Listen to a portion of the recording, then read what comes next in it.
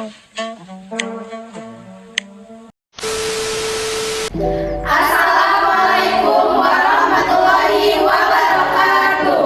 Perkenalkan, kami dari kelompok 1 yang pernah dikatakan Profesor Syifa Fadila, Aulia Yuntias, Nova Zalianti, Ike Rizkia Utami, Meilani Wulandari, Dewi Trimulyani.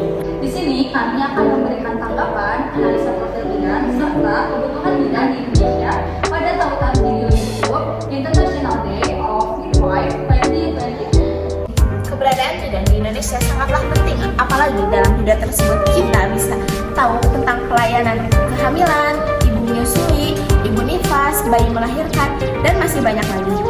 Dalam video tersebut kita bisa mengecek bidan sedang memeriksa kandungan, apakah kepala bayi itu sudah berada di bawah, dan masih banyak lagi untuk mencegah kegawat daruratan yang terjadi pada ibu melahirkan.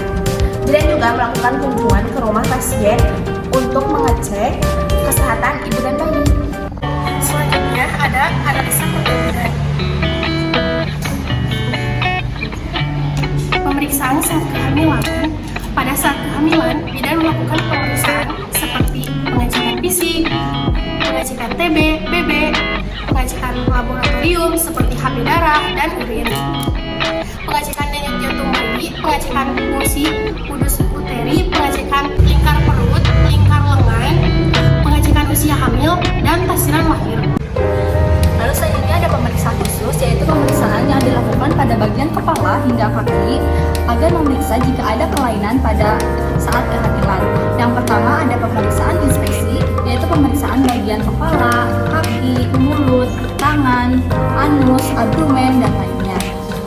Lalu yang kedua ada pemeriksaan refleks, yaitu refleks bayi normal apa tidak.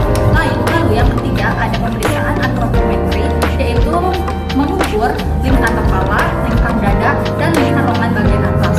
Lalu yang ketiga ada pemeriksaan penunjang, yaitu pemeriksaan laboratorium, radiologi, atau USG. Baik teman-teman, yang selanjutnya ada proses persalinan. Proses persalinan ini dibagi menjadi beberapa tahap. Yang pertama ada tahap awal persalinan atau fase latens. Fase latens ini biasanya terjadi pembukaan. Perbukaannya lambat sampai mencapai diameter 3 cm. Yang selanjutnya ada fase akselerasi. Fase akselerasi ini biasanya terjadi pembukaan dari 3 cm menjadi 4 cm dalam waktu 3 jam. Yang selanjutnya ada fase dilasi maksimal. Di sini biasanya pembukaannya dari 4 cm menjadi 9 cm dalam waktu 3 jam juga. Terakhir ada fase deselerasi, yaitu fase lambat dalam waktu 2 jam. Pembukaannya dari 9 cm menjadi lengkap. Yang kedua ada pembukaan kala 2. Biasanya kala 2 ini disebut dengan kala pengeluaran bayi yang terjadi selama 20 menit sampai 3 jam. Kala 3, persalinan kala 3 dimulai setelah lahirnya bayi dan berakhir dengan lahirnya plasenta dan selaput ketuban pada 3 persalinan. Kala 4 dimulai setelah lahirnya plasenta dan 2 jam setelah itu melakukan pengecekan. 1. Melakukan rangsangan tekstil. 2. Melakukan tingkat fundus uterus. 3. Memperkirakan kehilangan darah secara keseluruhan. 4. Evaluasi keadaan umum ibu. 5. Dokumentasi semua asuhan. Proses menyusui adalah bidan melakukan kunjungan kepada rumah pasien pasca melahirkan dan memeriksa kondisi ibu dan anak. Setelah itu, bidan juga mengarahkan kepada ibu untuk memberi ASI eksklusif. Oke, kebutuhan bidan di Indonesia sudah sangat jelas. Profesi bidan sangat diperlukan oleh masyarakat Indonesia.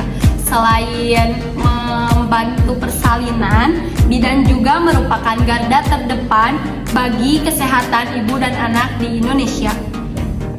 Jadi pemerintah juga mengharapkan bidan mampu menurunkan angka kematian ibu dan anak di masyarakat Indonesia. Selain itu juga bidan sering membantu wanita pasca menikah. Biasanya bidan suka memberikan suntik tetanus spermatozoid kepada wanita sebelum menikah guna untuk mencegah infeksi bakteri yang menghasilkan racun dan infeksi menyebabkan kekakuan otot.